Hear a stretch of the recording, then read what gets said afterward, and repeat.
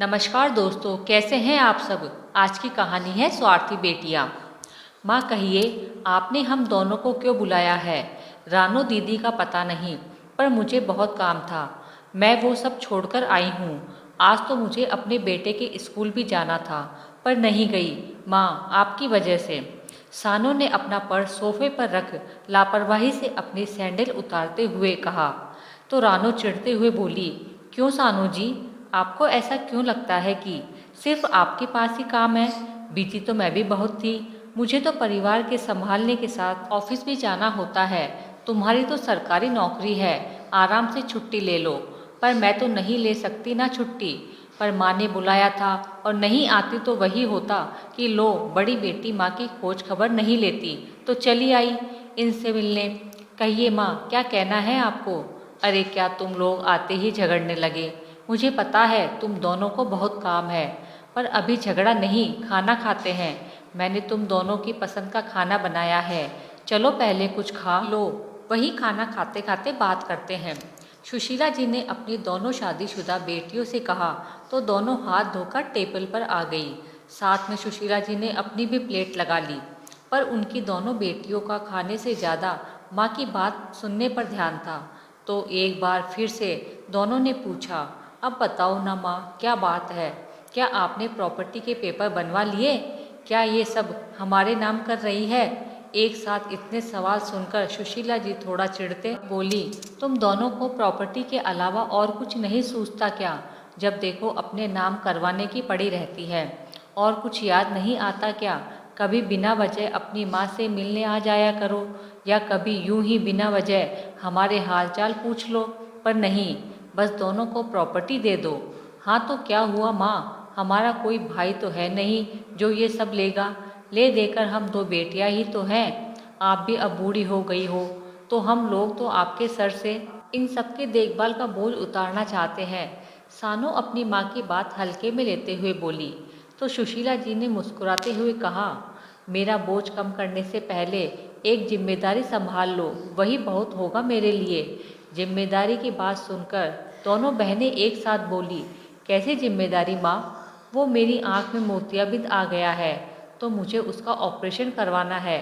तो तुम दोनों सोच लो कि 10-15 दिन कौन मेरी देखभाल करेगा।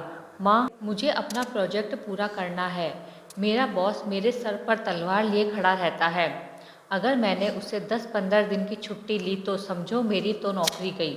सानो कर लेगी, उनकी तो सरकारी नौकरी है, वो छुट्टी ले लेगी। रानू ने अपनी माँ की बात पूरी होने से पहले ही कहा। तो सानो भी कहाँ चुप रहने वाली थी। वो भी जिम्मेदारी लेने से खुद को बचाने के लिए बोली, नहीं, मैं छुट्टी नहीं ले सकती हूँ। मैं अभी 2 महीने पहले ही घूमने गई थी, तो पहले ही बहुत छुट्टियाँ ले ली है। अब अगर छुट्टी ली तो मेरी नौकरी पर बात आ जाएगी। अपनी दोनों बेटियों की बात सुनकर सुशीला जी की आंखों में आंसू आ गए, जिन्हें छुपाते हुए वो थोड़ा कड़क होकर बोली, तुम्हारे पापा कहते थे कि एक बेटा और होना चाहिए बुढ़ापे में देखभाल के लिए। पर मैंने उनसे हमेशा यही कहा कि बेटियां बेटों से कम नहीं होती, वो भी हमारी देखभाल करेगी। और उन्होंने मेरी बात मानकर तुम्हारी परवरिश में कोई कमी नहीं छोड़ी, तुम्हारी हर जिद, हर तमन्ना पूरी की। तुम दोनों को अपने पैरों पर खड़ा किया ताकि तुम लोग किसी के अधीन ना रहो, अपने फैसले खुद ले सको, हमारी देखभाल कर सको। पर शायद हमारी परवरिश में कोई कमी रह गई, जो तुम लोगों ने अपने पापा के जाने के बाद मुझे नहीं, इस प्रॉपर्टी को अपना माना है। तुम लोग अभी जब मेरी 10-15 दिन देखभाल नहीं कर सकती, तो भगवान न करे अगर मैं बिल्कुल असहाय हो गई तो तुम लोग तो रुपया पैसा लेकर मुझे सड़क पर छोड़ दोगे। इसलिए आज मैंने एक फैसला लिया है, जब तक मैं जीवित रहूंगी हमारे घर की नौकरानी लक्ष्मी मेरी देखभाल करेगी। बदले में मैं अपनी वसीयत में ये घर और कुछ पैसे उसके नाम कर जाऊंगी, और बाकी की सारी चल अचल संपत्ति किसी अनाथ आश्रम को दान कर दूंगी।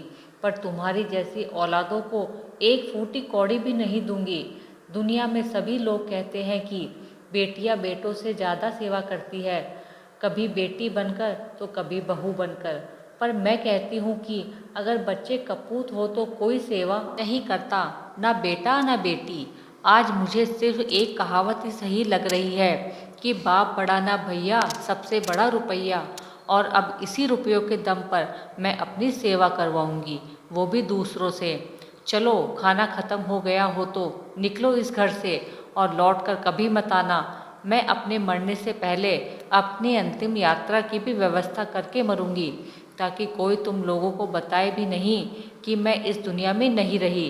अपनी माँ की बातें सुनकर दोनों बेटियां हक्की बक्की सी मुंह खोले रह गई। उन्हें तो अंदाजा भी नहीं था कि हमेशा माँ की सेवा ना करने के लिए उनके बहाने आज उन्हें इतने भारी पड़ेंगे। पर अब वो कर भी क्या सकती थी, इसलिए दोनों चुपचाप हारी जुआरी सी अपनी माँ के घर से निकल गई। दोस्तों, हम हमेशा कहते हैं कि बेटों से बेटियाँ ज़्यादा अच्छी होती है, होती भी होगी।